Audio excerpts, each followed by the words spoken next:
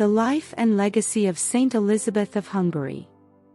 Saint Elizabeth of Hungary, one of the most beloved saints of the Catholic Church, was born on July 7, 1207, in Sárospatak, Hungary, into the royal family. Despite her noble birth, Elizabeth's life was a testament to humility, selflessness, and devotion to God. She is remembered as a patroness of the poor and a model of Christian charity. A royal beginning. Elizabeth was the daughter of King Andrew II of Hungary and Queen Gertrude of Merania. As a princess, she grew up surrounded by wealth and privilege. However, from an early age, Elizabeth displayed a remarkable sense of piety and compassion for the less fortunate. Her mother, Queen Gertrude, was a devout woman who instilled strong Christian values in her daughter. At just 4 years old, Elizabeth was betrothed to Ludwig IV of Thuringia, a political arrangement that ensured alliances between Hungary and Thuringia. She was sent to the Wartburg Castle in present-day Germany to live with Ludwig's family, where she was raised to be his future wife. A marriage rooted in love and faith.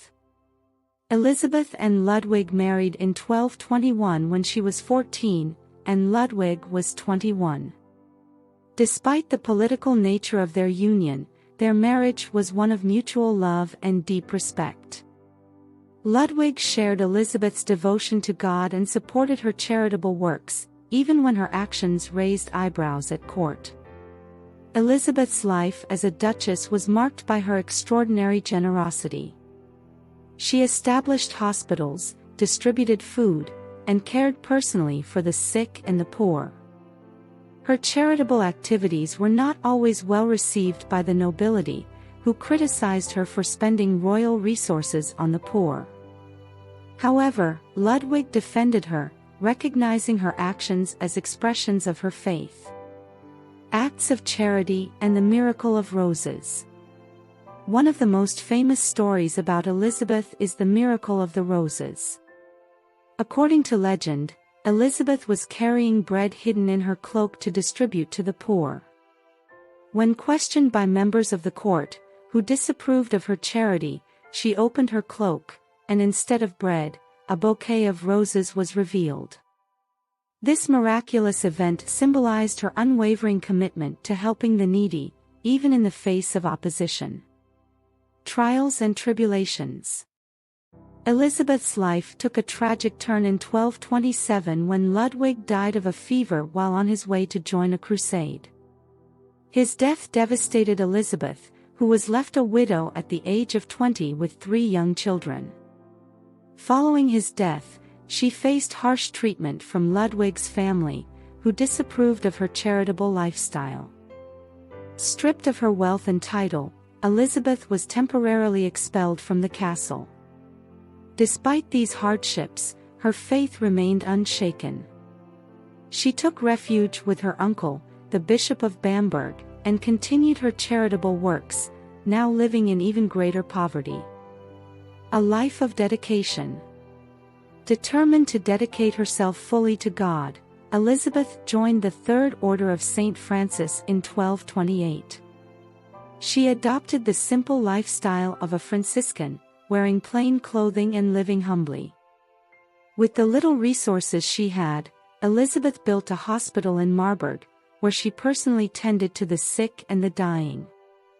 Elizabeth's devotion to the poor and suffering reflected her deep understanding of the gospel. She saw Christ in the faces of the marginalized and believed that serving them was a way of serving God. Her tireless work earned her the love of the people and the title, Mother of the Poor. Death and canonization. Elizabeth's life of intense devotion and self-sacrifice took a toll on her health. She died on November 17, 1231, at the young age of 24.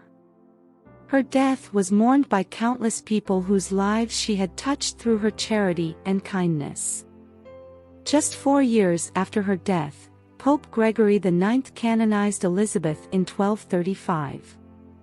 Her feast day is celebrated on November 17, and she is venerated as the patroness of the poor, widows, orphans, and caregivers. Legacy of love and service. Saint Elizabeth of Hungary's legacy endures as an example of how to live a life of faith, charity, and compassion. Her actions remind us that true nobility lies not in wealth or power but in service to others.